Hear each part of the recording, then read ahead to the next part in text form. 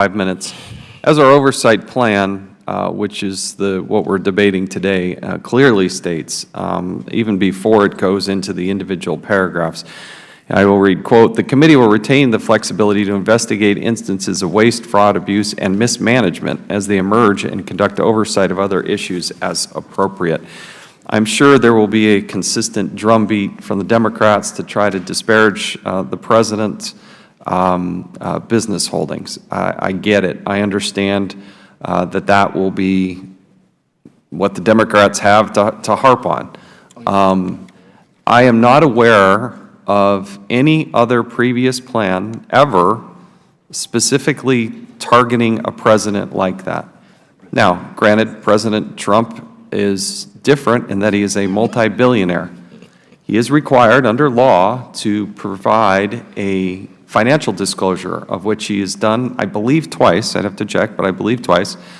And there will be another one that he has to do in, I believe, May, as do members of Congress.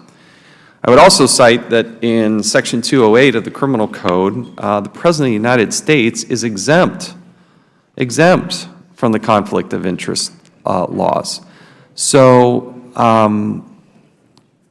if there is a credible concern that there has been an abuse of power to go above and beyond the normal business dealings, then that is something that we would obviously look at and consider.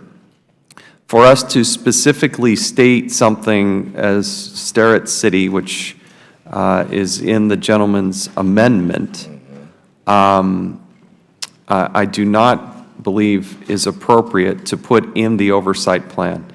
I'm happy to consider any investigation that you want to suggest, and there have been a host of suggestions already. But I would again remind members that the conflict, I think the voters understood that the President had, then candidate Trump, had vast holdings. This is not breaking news. It is not breaking news that he has these vast holdings, and he is required to do a financial disclosure.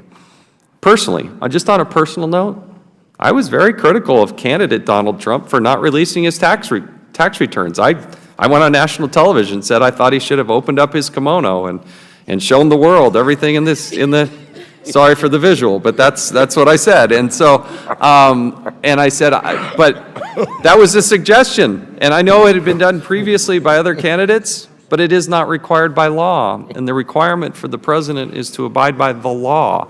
And he's exempt from a lot of these things. So we will look at it, his situations as they arise, but I find that this would be inappropriate to specifically put in the oversight plan.